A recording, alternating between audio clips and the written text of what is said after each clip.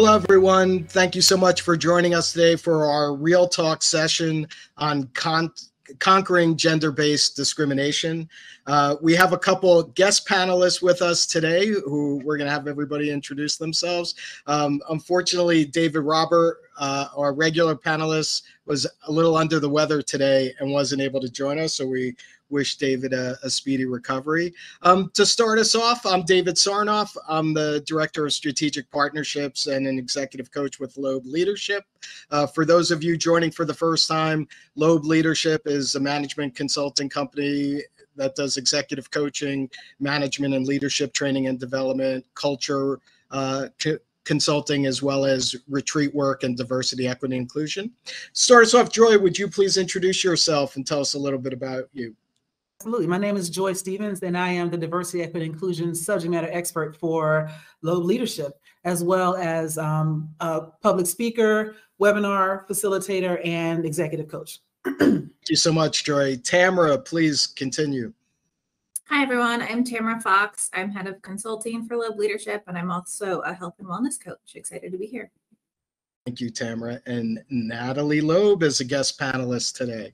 Thank you. So hello, everyone. My name is Natalie Loeb. I am the founder of Loeb Leadership, certified woman-owned business. And David, thank you so much for inviting me to join this conversation today. Certainly, I've had my own journey growing a business as a female leader. I'm also the co-chief executive officer with David Robert, who unfortunately couldn't join us today. And I also lead our coaching business here at Loeb Leadership. So I'll be bringing that lens to the conversation today. Thank you for having me. Thank you, Natalie. And Dr. Fritz.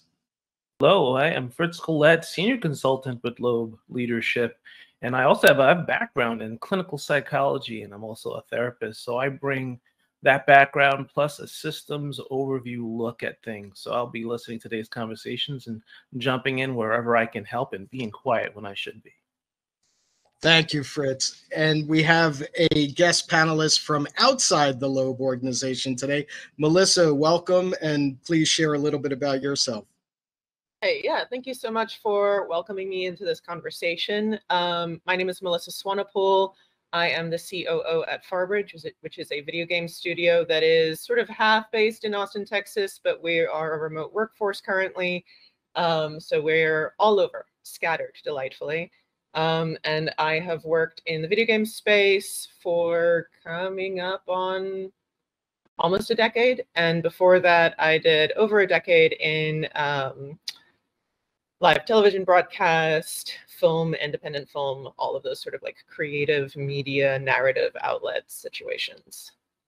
Thank you so much, Melissa, and welcome. So to start things off, I'd like to get Joy into the conversation. And, Joy, when we talk about gender discrimination, I think if we illustrate it, makes it a little easier to understand. So if you could share some key examples that demonstrate A, that gender discrimination exists in our workplace, and B, what does it look like when it happens? What is it? Okay, so I'll start with just a little bit, I like to go into my history, so a little bit of historical background. Gender discrimination exists in a lot of industrialized nations, and it ties right in with patriarchy and misogyny, chauvinism, et cetera, where women were seen as accessories to a man's life. And when they started to enter the workforce, largely what we see in the United States is it started after World War II, where women replaced a lot of men while they went off to war. And then when they came back, we got problems. So one of the easiest ways to get someone to stop being a problem for you is to insult them, to belittle them, to demean them, to make them feel unwelcome, et cetera. But there's also, specifically around gender, there also plays a very gross sexual aspect to that too, where a lot of the laws that are on the books now around anti-harassment came because women were not safe from sexual assault in the workplace. And I'm talking like in the offices. Like if anybody remembers the phrase from Hollywood, like the casting couch was a real thing. We've seen the whole Me Too movement. So all of this comes from a desire to either possess or dispossess a woman in a work environment. And so there are a lot of extremes that I could go to. I mentioned the casting couch, but on a more subtle basis, because a lot of times things don't get eliminated, they go underground.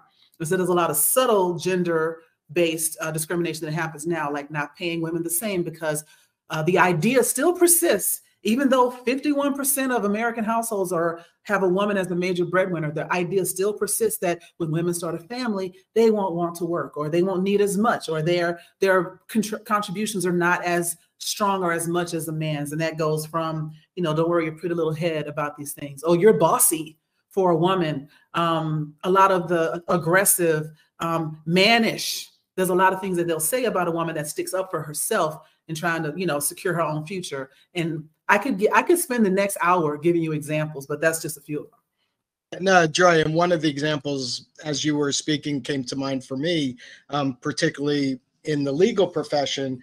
I once saw a female partner who was the lead on a trial team who came in to take a deposition, and somebody from the adversary team thought she was the secretary and said, dear, can I get a cup of coffee, please? And she was running the show. And then that person thought nothing of it when they were told that's the lead attorney on our side. Right. And on top of that, in a lot of those instances, if she had stood up for herself and said, I'm the lead attorney over here and I will not be getting your coffee. Oh, she's so mean and evil. And why is she so harsh? You just called her, 15 levels down from where she currently is. Wouldn't you react the same way? And that reaction is admissible. Anger is completely acceptable from a man in a corporate setting. Defensiveness, standing up for yourself, or just being firm and not backing down is seen as unacceptable from a woman because they don't want to expect that from you. Thank you, Joy. And I just want to let the audience know we want this to be as engaging and interactive as possible. Please utilize the chat, share your experiences, questions, comments, and the panel will respond. Would anybody like to react to some of the things that Joy said? I could just weigh in a little bit as I'm listening, and thank you, Joy. Again, I just love listening to you. From my lens, or I guess from my experience, starting this business as a female owner for the years, I was on my own, and I was obviously I am a female, and I was always talking to clients. I remember particularly when the business grew, and I got to go to my first business development meeting with a male, and I remember having that meeting with two males. And I remember the male I was with, certainly I started the conversation because I was talking about the business. But as soon as this colleague of mine opened his mouth, the other two males never looked at me again and only looked at him and only asked questions to him. And I remember that was something I had to start navigating right there in that world, realizing that, wow, it really does make a difference that I'm a woman leader. I never really noticed it before because this gave me the opportunity to do it. Noticing what happened when I was in the room now with a male colleague, and now I was really being dismissed or not looked at. So I felt it myself. I experienced it, and I thought, I have to figure out how to navigate this. Just to fast forward years later, I still find myself in situations sometimes where my voice may not be heard, or I feel it's not being heard when I'm there with other male colleagues, or something might be dismissed. I found over time, I use that as an opportunity now to sort of question what's happening in the room there, or asking, is anyone else noticing what I'm noticing right here? Because as a female leader, I've had to learn how to notice it. And I sometimes don't think whether it's intentional or unintentional. It happens. Sometimes it might be intentional. Sometimes it's very much unintentional. But I think that we certainly, it's there. It's there. And I think as males and females, the more we're both recognizing it and noticing it in the room, and then being able to address it is going to help us all move forward. So just a thought on it. And Natalie, you and I shared an experience several years ago traveling to DC, and we were online to check into the hotel, and I went first to the counter. And as the woman's checking me in, she said, "Oh, do you want a key for your wife?" And I said, "Oh, that's not my wife. That's my boss." And we did a LinkedIn post about that got a lot of reaction. So Tamara, I'd love to bring you in at this time because, as Joy and Natalie shared, gender discrimination shows up in various forms and levels of severity. What can organizations do? What strategies or policies can be implemented to promote gender equality and to reduce discrimination? Yeah, absolutely. Well, most employers, based off of their size, have the basic requirement to have anti-harassment policies, and some are required to have EEO policies, again, based off of their size. But policies only matter as much as managers are trained to enforce and enact. So, and oftentimes, too, I see with employers, they'll roll out these huge handbooks, but nobody actually knows what those handbooks mean. And two, for the employer to actually take it to the next level, train their managers. Here's what this means. Here's what an anti-harassment policy means. And here's what your obligations as a manager are when it comes to this policy. Here's what you do. Here's how you have those conversations. Oftentimes those policies won't even hold up in court if your managers aren't trained. So somebody will have an EEO claim or some type of claim come up against an employer. And then when they go through the litigation with it and they find out managers haven't been trained or employees didn't even know these policies existed and weren't trained on these policies, judges will throw out those handbooks because they're like, you can't just throw documents at your team and not tell them about it. So it's going above and beyond just implementing policies. It's actually bringing those to life through training and education is one way. Another way, a lot of states, so I live in Colorado. Colorado is one of these states, but there's many states now enacting equal pay or pay equity laws in which you can't pay people differently based off of gender. And so I've encouraged and I've worked with employers where I say, even if you don't have to follow pay equity laws, you should. And getting pay equity audits or going through pay equity practices and creating fair and equitable pay practices, salary bands, compensation models. I mean, it's a lot of work. It's a heavy lift. You typically need compensation consultants to help with that. But then you have a true structure in which you're working with. So then if one person comes to you and says, hey, I want a $20,000 raise, you have an answer for that instead of, for example, giving a male a $20,000 raise because he voiced it and asked for it, but then forgetting about the other 3 females who are in that same position. So that's, I think, so policies / training and really creating it bigger, pay practices, salary bands, pay grades, even for smaller companies. I often see smaller companies get tripped up with this of, well, we have these 2 people in this position and person A has been here 6 years longer than person B, and they don't really know how to pay them because of tenure, experience. So there are ways to really create some structure and make it not difficult. Like it's easy to keep it simple and not overcomplicate it to ensure that pay practices are fair. Thanks so much, Tamara. Would anybody like to build off of what Tamara just said? So pivoting to Dr. Fritz. So Fritz, Tamara laid out some policies and programs that could be implemented, but from the perspective of raising self-awareness for all stakeholders of an organization and just being mindful and sensitive to words and actions, based on gender and gender discrimination, what can just individuals do in order to be allies in this space? Let me jump right in and just start off with the couple words you just said there. Being mindful, being conscious, being aware. A lot of what's come up is a result of our culture having woven into it a lot of discriminatory practices, right? Think of any application you fill out. Historically, what was your male, female? That was the discrimination you had to make. Nowadays, people are thinking about that. So the work we have to do is, and it's ongoing and it's continuing. It's about people, practices, and policies.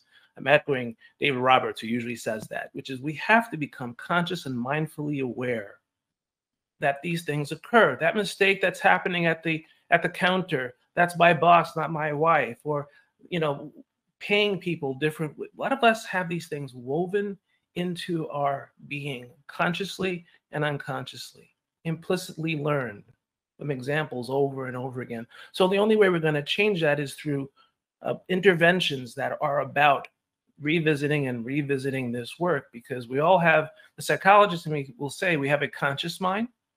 And there was a time in the past where people were consciously discriminating and they still are. And now there's a time that we're still in, and we always probably will be, where people are unconsciously responding to their implicit learnings and making decisions based upon that. Let me give you an example. Recently, I had to visit a flurry of doctors. I was talking to very intelligent, liberal-minded people, both men and women. Everybody assumed my doctors were men. All of my doctors were women. We all make those assumptions. And so we have to be continually working on asking one another, is anyone noticing? And then creating safe spaces for us to talk about that, where we can talk about what we're noticing. So Natalie, you mentioned that. Anyone noticing that when I speak, people respond to me a certain way, but when this male colleague speaks, it's different. We need to have this in the workshops, seminars, and dialogue groups. I do dialogue groups, where we work to create those spaces where people can feel safe enough to talk about what they're noticing, the blind spots they see that no one else can see. Thank you so much, Fritz. Joy, do you want to weigh in?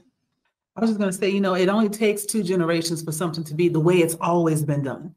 And so we forget what came before, we forget what we could be, and we accept whatever reality was there when we were 5, 6, 10 years old as that's just the way it is. There's no fighting the system. And that's sort of language that we speak to ourselves, speak to our friends, well, what are you going to do? Like all of that, we take our own power away, so to speak, because we start to believe the hype. Well, there's nothing we can do. Well, it can't be helped. It is the way it is. None of that is true. We only believe it is because we've heard it before and we started to believe it and potentially perpetuated ourselves. I know that before I became the enlightened person I am now, I've said those things before to people. I'm better now, but it does take some personal growth and some courage to break that generational curse, if you will. Also, go ahead. I just wanted to add to that there's this really powerful allure to the way we've always done things, and that's because of survivor bias.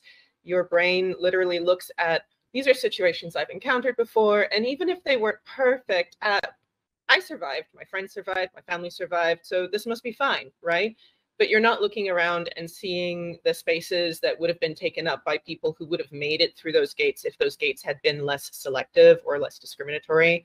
And so it's very difficult for us to look around and see the people who aren't there and who should be there and who would have been there.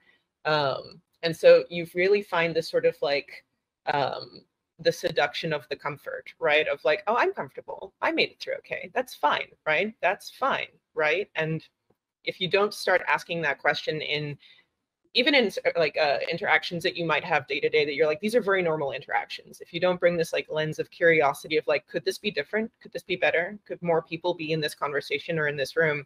You are missing out on these opportunities to find better paths forward, even if they are new and therefore a challenge to the system, both like internally and socially.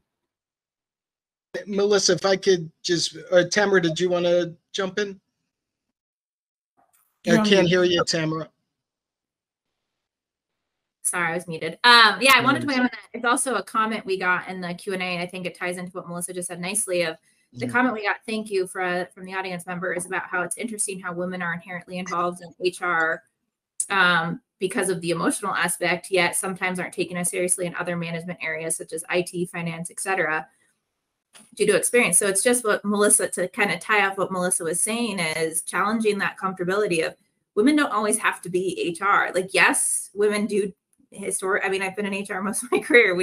Most of HR roles are held by women. And then you look at IT and finance, those are dominantly male roles. And why is that? Is that right? Is that wrong? So how do we challenge that, again, to what Melissa was saying, instead of this is how it's always been? Or how do we ensure some diversity within our HR teams, within our IT teams, within our finance team, to ensure we're capturing the right participants, the right members within that team, instead of, oh, we only have male applicants for this IT role. Well, why is that? Why aren't we attracting females? Or we only had female applicants for this HR role. Why is that? Why aren't we attracting? So it's both as well. I just wanted to tie into that. No, thanks, Tamara. And you gave me some direction there on the follow-up with Melissa about industries that are male dominated and how that impacts the women who are there, but with respect to pipeline initiatives, or are we only recruiting from the same schools? We have that conversation over diversity with respect to underrepresented communities. and I think a lot of the same practices and strategies could apply here as well. But Melissa, what are your observations, and how would you counsel leadership in order to affect change? I think if you're hoping for change to happen, hope is not enough. You have to actively seek it out, and you have to be willing to put forward those sort of like first shaky steps, if they are the very first steps that you are taking, or your industry is taking, or your company is taking. And you have to be okay with it feeling like new, unbroken territory or unmapped terrain, right?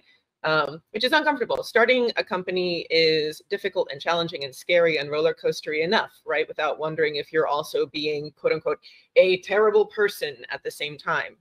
But by inviting that sort of like introspection and being like, from day one, like, we want it to feel like this. We want to know that this is different from the way things have been before, because looking at the way that things have been before, they're not good enough. Like, they might be good enough for people who've never been harmed by that system, but they're not good enough for anyone. Because even people who think that they haven't been harmed by the status quo have been, because they have been limited in what they think progress can look and feel like. Because the fullness of society, of humanity, hasn't been allowed to participate, hasn't been invited to participate to the same degree. And so some concrete things that you can do, because that all sounds very like nebulous, right? But some concrete things that you can do are look at your leadership teams. If they all look the same, if they all think the same, if they all like decide or act the same, if they react the same in like scary situations, like, oh, we got a scary email, and everybody has the same idea of how to respond to that email, it's time to bring in some difference of opinion. It's time to, and you get difference of opinion through difference of experience, right? And experience is a marker of diversity. When you lead different lives, you come up with different viewpoints, and it diversifies, not just like in terms of like DE&I, but it allows you to have resiliency against different threats or problems that might arise, right? So you want to make sure that you have that diversity in terms of viewpoint. If you are looking to attract candidates that don't have precedent at your company yet, you have to specifically go and find ways to include candidates like the kind of candidates that you want in visible roles of leadership that are not tokenized, right? You need to have women in positions of power if you want women from the outside to look at your company and go, that's worth the risk. Because there have been companies that I wanted to work at in my previous life that I looked at and I went, do I want to be the first woman there? No, that feels unsafe. And safety is huge. And lots of people don't think that they make decisions based on safety when it comes to where they're going to work or who they're going to work with. But if you don't see yourself represented in the tableau of a company, there is an implied feeling that your best interests won't be presented and won't be upheld either. So you have to message that. You have to make that physically, put forth the effort to make that part of the visual message of your company, that people will be safe here. And by people, we mean everyone. Mm-hmm. Thank you, Melissa. And go ahead, Natalie. Just want to add to, I'm listening to everything. Gosh, Melissa, thank you for sharing that. And it all makes so much sense. Sometimes I've looked at, I think it's important when leaders will think about their lives. And I know a lot of leaders probably have daughters, probably have sisters, probably have people in their lives that they want them to be successful and have the doors open for them too. And they expect that it's going to happen because of the world that we're living in. And the fact is that it's not going to happen unless we help that happen. And there are some of us that are in roles of leadership now that really have to have these conversations and point out where it's not happening, so those doors can be open and available for this young talent that's waiting to take on these roles. So when you said that, Melissa, like, I do look and I see, is there a woman there? Right? I want to go there. Well, if they're not there, there's a lot of talent that's looking the other way. Mm-hmm. So But sometimes just thinking about it for yourself, and you look in your own life and you say, yeah, I have a really talented daughter or niece or someone that I know is going to rise and make a difference in the world. And is the world going to be open for her? So maybe as my leader in my role in my organization, I have to do what I can personally to make sure that those doors open a bit wider. Make it personal. It is personal. And so that's another way to sort of think about, gather the courage to do what we need to do in order to have. I want to add on everything what you just said. Perfect. The make it personal. Yes. So I recently spoke to somebody in the industry gathering who had had a series of things happen, right? We'll keep it very vague.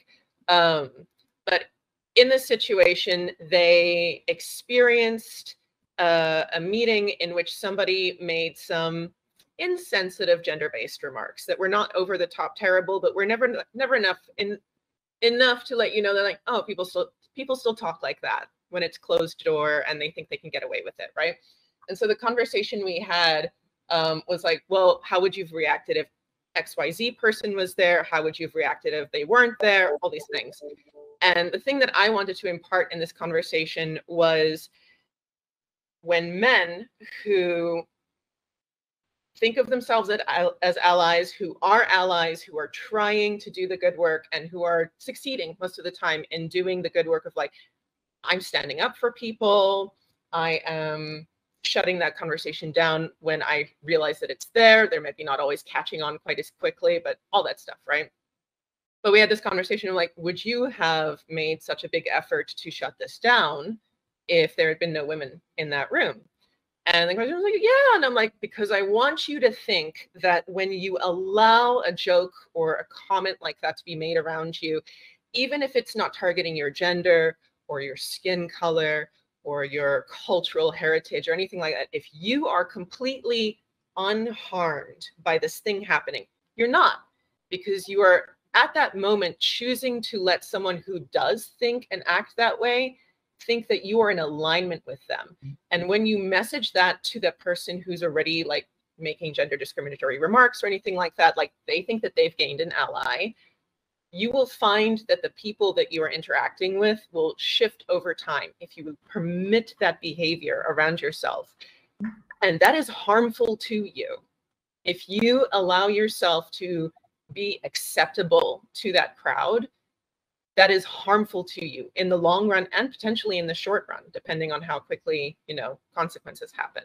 But you have to make it personal. If somebody makes a remark around you that is discriminatory or ableist or gender denigrating, any of that stuff, right? Like, if they make that in your vicinity, even though you aren't the target of it, if you don't do something about it, if you don't say, no, thank you, that's not how I want to be talked to, or that's not conversation I want to hear. Even something as neutral as, like, we don't talk like that.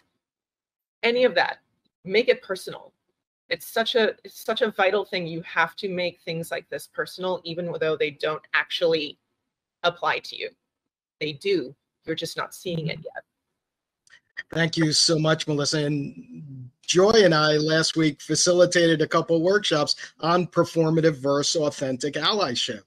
And intervening in the moment, especially when the target is not in the room, is probably one of the most important times to do that, for the reasons that you and Natalie stated, because it also communicates what's acceptable here. And if nobody's going to intervene or stand up, then by omission, it's considered acceptable communication. So in light of what everybody said, I'll put this to the panel and the audience. Would love the audience to respond as well. How can you communicate to leadership that something needs to be done, particularly when leadership thinks everything's fine? Quite often we're brought in at a couple management levels below the executive team or the senior leadership team. And when we do have those conversations or do some 360 interviews, we don't have a problem here. again, as Melissa said, it's fine for me, but they don't have the empathy or the self-awareness to see how words and actions are impacting others. So who would like to start? Can I respond? Go ahead, Tamara. Go ahead. Okay, so I love that you said that, because oftentimes I'll have leaders tell me that it's not an issue and that they treat everybody fairly and they don't think about gender and all of the, I get all of those exact remarks of that doesn't happen anymore. Like, this doesn't happen anymore. And one place that I typically tell leaders and managers to start is be a fly on the wall in the conversations with your employees, like between employees, because if employees that's typically where I see it the most, and it's leaders not stopping it. Managers and leaders not stepping in, and they're enabling the behavior instead of changing the behavior. So especially at the lower levels within the organizations, because those are the levels within the organization that typically have the least amount of experience, the least amount of education, and the least amount of training within these topics. So if those individuals are the ones engaging in any type of inappropriate behavior, especially I've seen a lot of male-dominated workplace. I used to work with cannabis. I've worked with a lot of restaurants, like in kitchens, and I've worked with a lot of manufacturing, where construction, it can turn into, they make a lot of very inappropriate jokes, and a lot of them are centered around gender. And the supervisor doesn't say anything, just listens or walks by and doesn't know how to react. So again, it goes back to that training. If you're training your managers to step in, they're creating that culture, and they're not sending a message that we tolerate this behavior here, like Melissa was saying before, and it comes from the top. So typically the leaders at the top will say, yeah, it's not an issue. Again, whether is that lack of self-awareness or is that lack of education and training. Thank you, Tamara. Joy. I want to just touch on that before I forget my thought. So one of the issues that I've always tried to encourage leaders to understand is this type of work, like including everyone, making everyone feel comfortable, regardless of their gender, age, race, etc., is not on that person to dig out space for themselves. It is on the leadership to clear a path and to make it easier for them. Telling me, like, as a Black woman, telling me to fix racism, I can't do that, because I'm not the racist one. I need the people who have the problem to understand they have a problem. And that also goes into what Melissa said about the survivor's bias, and what Tamara was just saying around, them not noticing or not paying attention at those higher levels. That is the height of, hang on, it's going to be a triggering word, privilege.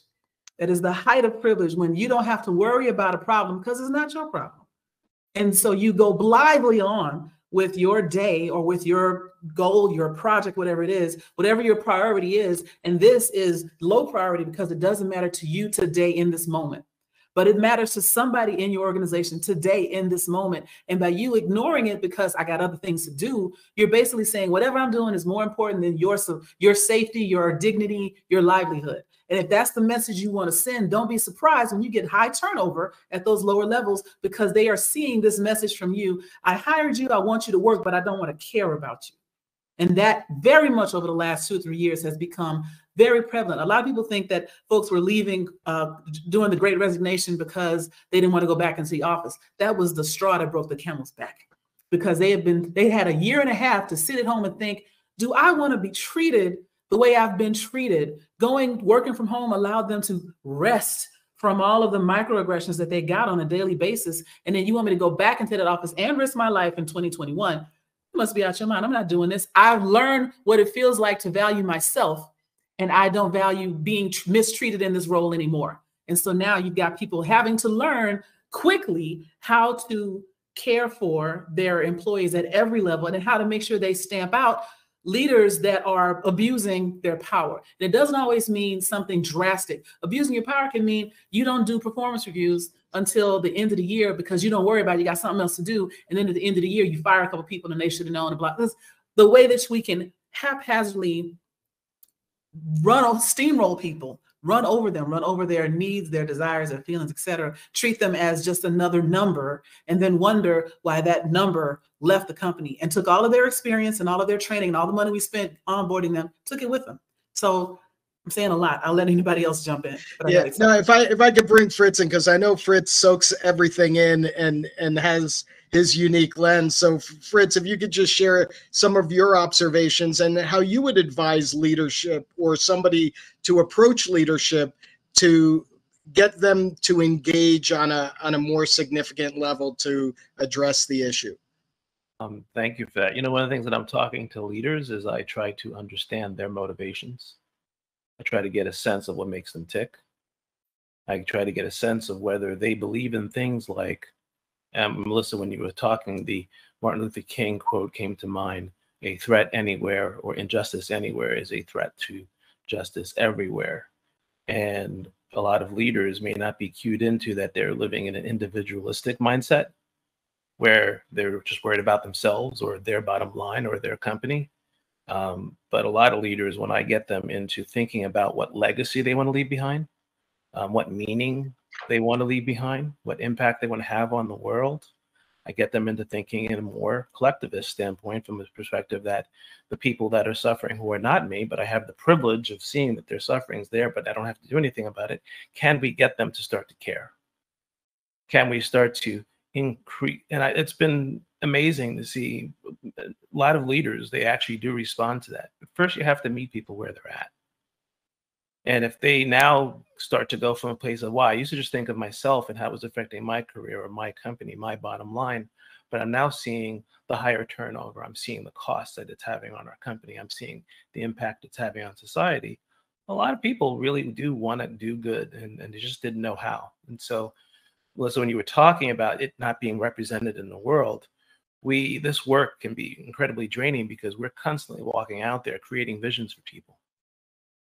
And Joy is nodding her head, and Natalie, we get together, we talk about how draining it is, but we're also comparing notes and talking about the vision and the narrative that we're sharing, and we're giving each other hope. And so with leaders who might be completely disconnected to this stuff, I have these kind of real, just get in the weeds with them in their garden, in their world, and figure out what makes them tick, meet them where they're at, and then start to have this conversation. And they're like, what if we do something different? What if we do this? And then it's the case examples, and it's the narratives and the stories that we all can share. And having a bunch of people at that table of a diverse group is where you get that diversity. That's where you get that depth of spirit, that knowledge, ancestors. I can go on and on. Let me stop. Thank you for that. Natalie, I'm curious, if you had a coaching client at a manager director level who was being impacted by this issue, how would you coach them to escalate it to the senior leadership team? So just to back up a little bit also, and I will answer that question. I was listening, I want to share a quote too. And so the quote I want to share is Maya Angelou's quote. I just looked it up so I could get it right. Do the best you can until you know better. Then when you know better, do better. So in my experience, and I'm really happy to see this and report back to everyone around this, although again, I know we talk about this a lot on our team. I do find that when we speak with leaders and we have these conversations, I will say 8 times out of 10, people want to do better. They do want to do better. They don't necessarily, it's all that unconscious, unintentional, wherever it's coming from, pressure. But we get to be in that fortunate position of being able to say, can we talk about this?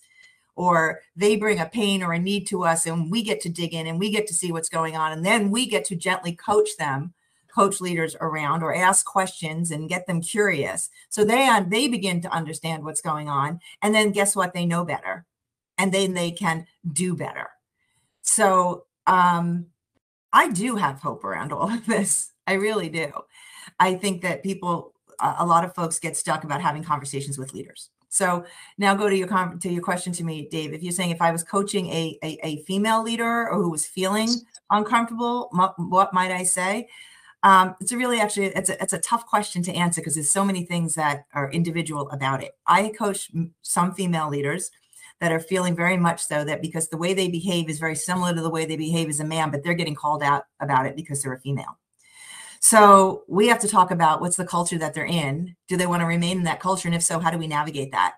So you can be successful and be mindful of your behavior, what's working for you and what's not, and what are they willing to adjust? And some are, and some aren't. And these are rich conversations that females think about all the time. It really depends on the culture that they're in.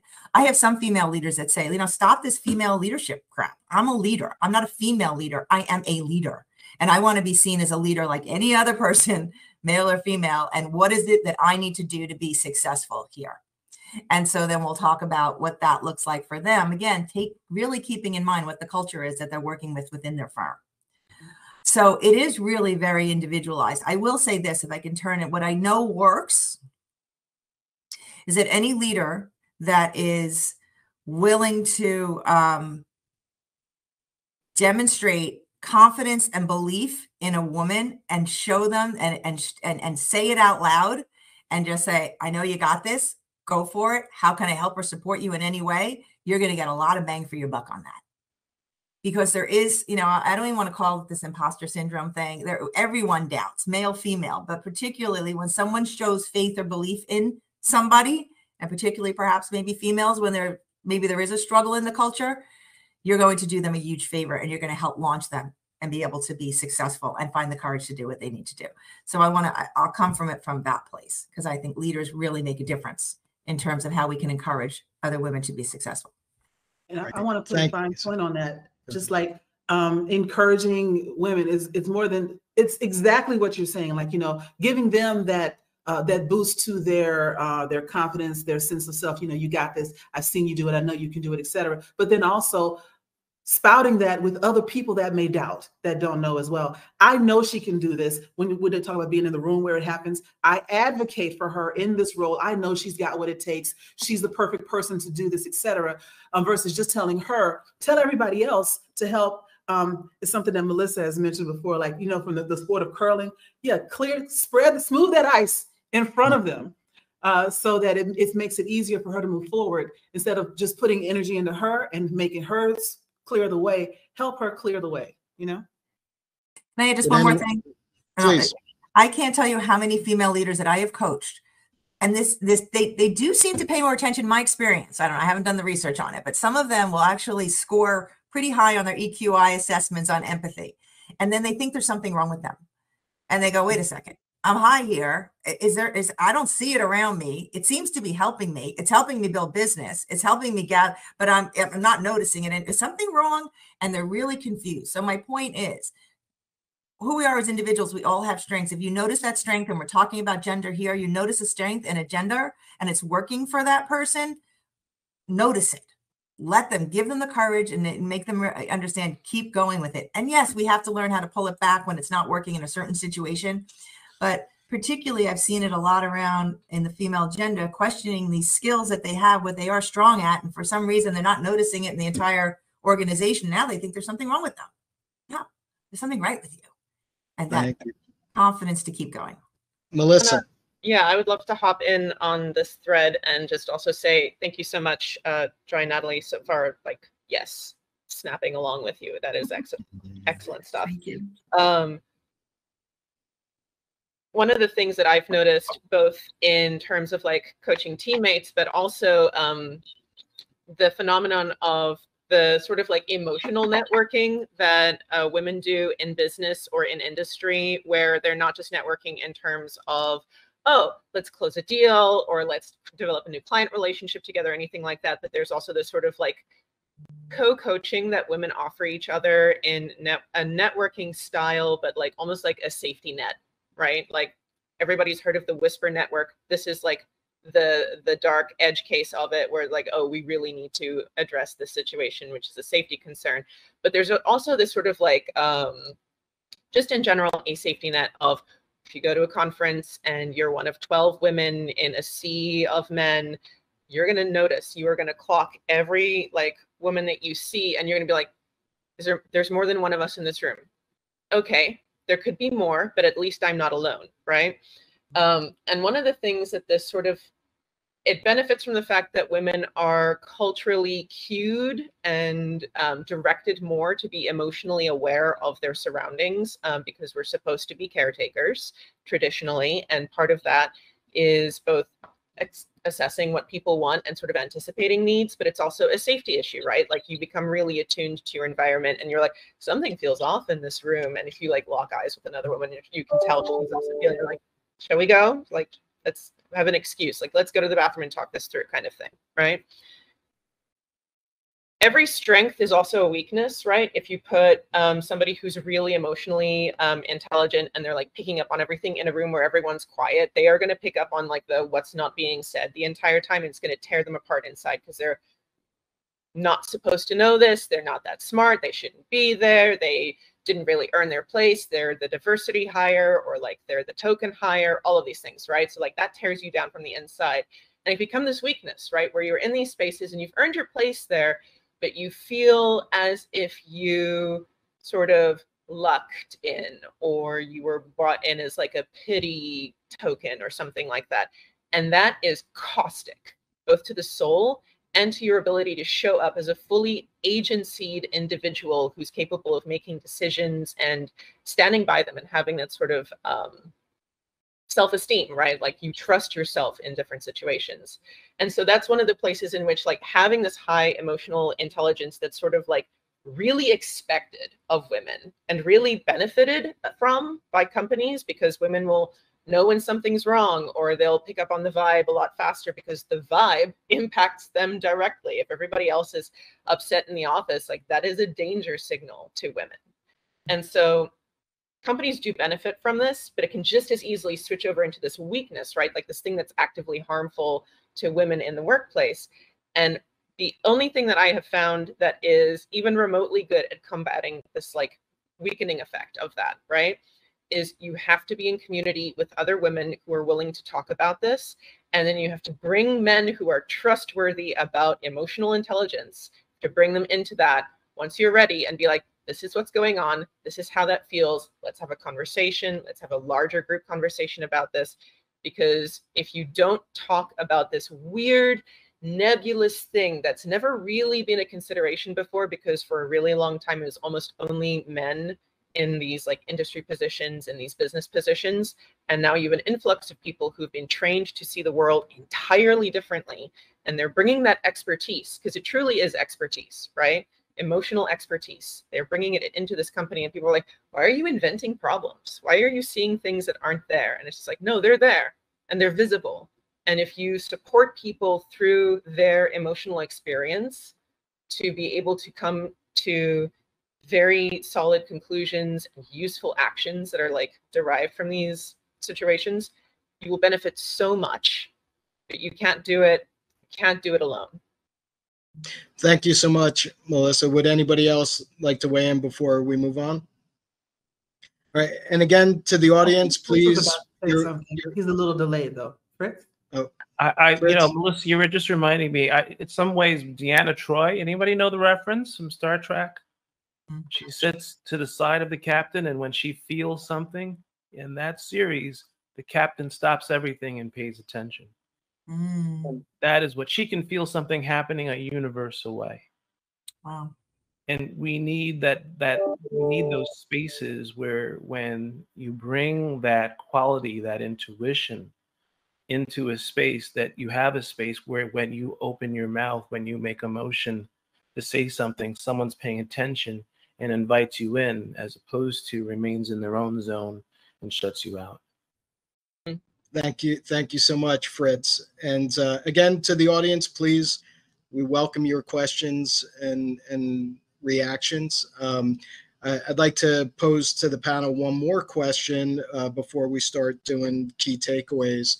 You know, Joy and I have discussed this topic quite deeply, and we talk about where gender discrimination can come from a person of the same gender.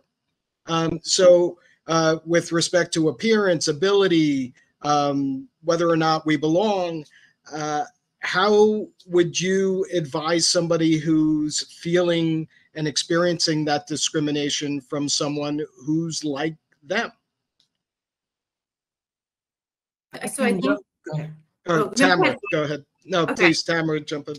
So I think we need to take a step back though and help, you know, everyone level set and understand that when that happens, it's kind of like the Mean Girl mentality. I know that the movie Mean Girls came out quite a while ago, but it's that mentality of, it's typically where I've seen it. It's like two women against another woman saying things like, oh, she doesn't get it, or saying just inappropriate things about that person, either because they're threatened by them, or they're new, or they're unsure about them. There's some level of uncomfortability with that person that creates this commentary and this dialogue that's not only inappropriate, but discriminatory. So I think it's helping. One, this is where it's the culture that they're in. So if people are making those comments, regardless of female to female, male to female, female to male, whatever it is, their culture is enabling and allowing them to do that. Somewhere in their organization, typically somewhere at the top, they are seeing that that behavior is okay and it is acceptable to behave this way. So I know David Robert always says, he's not here, we keep quoting him because he's not here, but he always says, your culture is telling a story. What is that story? Or what do you want that story to be? So if you're allowing or enabling that type of commentary to engage, or that type of mean girl behavior to go on, and nobody's stopping it, even somebody else, the other woman, if there's two women with another woman or making comments about another woman, by one of them not saying something and stopping it, they're enabling it and allowing it to continue. Joy? I want to add to, but also I want to read the comment that just came in. It says, Sure. On this topic, said this might sound out of bounds, yet it's also generational. A lot of those with a lot of tenure didn't come from this current culture and are perfectly okay with the idea that men are made to do certain things and so are women. And it's melding of those two that can sometimes be challenging. I would agree with that. I do think that you will see more internalized sexism in older generations, not because they woke up and said, you know what, I'm going to oppress myself, but it was a survival tactic. They were essentially behind enemy lines and had to behave as such to survive in an environment that was openly hostile to them. And so when they would see someone else come in that looked like them, some of the same gender, they're going to try to give survival technique. And they're going to admonish, don't do this, because this is how I survive. And I'm trying to help you understand how to stop. Now, as the generations have gone on and as society has changed, a bit more accepting of different things, some of the tactics are outmoded, but it's still coming from a place. And this is why you have to understand the person you're talking to is coming from a place of, I think I'm helping you because this is what I needed when I started 10, 15, 20 years ago. And so I'm trying to give you advice based on my reality. Understanding that can also help bridge that gap. But that also doesn't mean that it's only exclusive to the older generations, because I still see it across all the isms: ageism, sexism, racism, homophobia, transphobia. I still see it in the younger generations because, again, this is their reality, how they were raised, things they grew up with, but a misunderstanding of what feminism is, what womanism is, what gender equity is. Like there's been I would say, conscious blurring or muddying of the definitions of a lot of these things that make people think they don't want to be a feminist, because that's a bad thing. And so we have to be able to address that sort of thing as well. And then, again, there's still some people that think I'm helping you by telling you, body shaming, you shouldn't wear that. Hey, why are you telling me that? So a lot of it can come from a place of thinking they're right. And this goes into education, understanding, getting them to see something beyond their narrow view so they understand how what they're saying with the best of intentions is very harmful, Thank you, Joy. Go ahead, Melissa. Just to add on to the thread with Joy, which excellent, all of the things. One of the mechanics that's at play sometimes where maybe this person isn't trying to be helpful, but they are still trying to do something that they think is right. But usually people in that sort of moment can conflate something that is right with something that protects them and keeps them safe. And we've all heard like the sort of truism, like the safest place when you confront a bully is beside them or behind them, right? So like you're either on the side of the bully or you're not being seen by the bully. You don't want to be in front of the bully. And in this case, the bully is the system, right? Or like gender discrimination or internalized misogyny or any of these things. Like these things are the bully, and the safest place is on the side of the bully, right? So like, I feel uncertain in a world that is changing, and therefore I need to find a way to make myself feel more certain. How can I do that? There are long-standing hierarchies that have social capital that I have attached some of my self-worth and a sense of identity to. So if I uphold these things by targeting people who are failing to meet the status quo that I am comfortable with, then I will reaffirm my position in society. I will reaffirm my position in circles that adhere to the same hierarchical worth systems that are important to me. And so even though I'm causing harm to these other people, I am bolstering my own safety by spreading rumors about a female colleague because I don't like the way she looks, or she got a promotion and I didn't, and now I have to make that about something unsavory rather than just the fact that she got a promotion and I didn't, right? Like, it's a lot easier to preserve your sense of standing in a situation like that. And when I say easier, I mean it has a lot less personal pain attached, because a lot of the time people are avoiding looking at those systems and how they've contributed to them, because the realization will be incredibly painful. There's a lot of work. There's a price tag that comes with awareness that we are not socially encouraged to seek out. Like, we're not really like told, like, it's really worth it to lie awake at night and wonder about the thing you said 3 years ago and then feel terrible about it for the next 3 weeks because, oh God, you didn't consider the implications. Like, that's not fun. Brains don't like pain.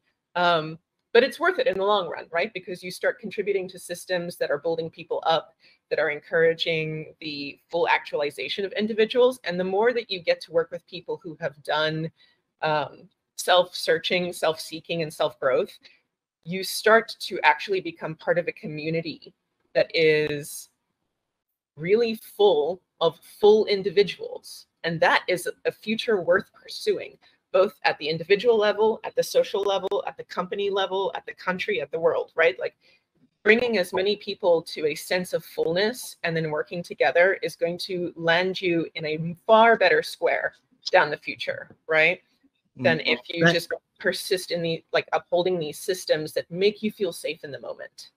Thank you. Thank you so much, Melissa. As we're coming up on the hour, and this hour flew by for me, I hope the same for you. I'd like to give everybody an opportunity to just give us one key takeaway or observation before we close out. Tamara, would you like to start us off? Sure. Mine would be, don't be oblivious, or don't be not aware that there's still not this issue pursuing in the workplace, and figure out what it is and impact that on either a micro or macro level, but then depending what you can do based on your position. Thank you, Tamara. Natalie, anything stand out for you in particular? Yeah, it's funny, as we're listening, you probably can't see it, but right behind me, there's a sign that's followed me into all of my offices for I don't know how many years. And it says, "She believed she could, so she did." And so I just want to say that's something that I had that made it happen for me. But I will say I didn't do it alone, because I had a lot of males in my life that believed I could do it also. So I did. And I couldn't have done it without a husband, without a son, without male business coaches. And so together, we can all get there together. And so that piece about showing others that you believe in their potential and believe in what they can do and give them that opportunity can go a long way. So I hope we all get those opportunities. Thank you, Natalie. Dr. Fritz. The sign of a civilized society is one where we're in tight community, sharing our knowledge, our diversity, and our education with one another. This conversation, this last 60 minutes, is why I wake up in the morning to have them. A theme for me, Melissa, you just grabbed onto it, which is community, community, community. It allows for, when it's tight and it's when people are talking to one another and feeling safe enough to talk to each other and notice, it allows for the things that happen in the shadows not to happen anymore. So thank you. Thank you all for what you said. Thank you, Fritz. And we'll go to Joy and then Melissa, and we'll wrap it up. I would just add, like, I want everybody that's listening to remember, every day you wake up with the opportunity to help someone or ignore what they need. And so every day choose to try to help someone, especially if it's someone that doesn't have the attention, the platform, the power, the cloud, et cetera, that you have. And that's how you can continue to be an ally in the moment. Every moment, and we've discussed this before, is either building trust or breaking trust. How can you continue to build trust every day? And if you get it wrong yesterday, get it right tomorrow. But every day, try to be the person and encourage other people to be that type of person that speaks up when they see any sort of injustice. And thank you so much, Joy. And Melissa, our guest, close us out here, 20 seconds. I'm going to borrow Natalie's phrase from earlier and just double down on it. Make it personal. If you don't have community connections yet, if you're not sure yet what to do, or you're not like in connection with others who can guide you, the first step is to make it personal and to make it matter to you. And when you do that, you will begin to find those connections will become foregrounded to you. They will start to pop out in your everyday life. And that is the first step. Thank you, Melissa. Very, very well said. Thanks for closing us out. Thank you so much to our panel. Thank you to Lindsay Milan, our producer. And thank you to our audience. Please feel free to reach out to us at loebleadership.com. Connect with us on LinkedIn. We love follow-up questions. And if you want to continue the conversation, we're happy to do that. Thank you, everybody.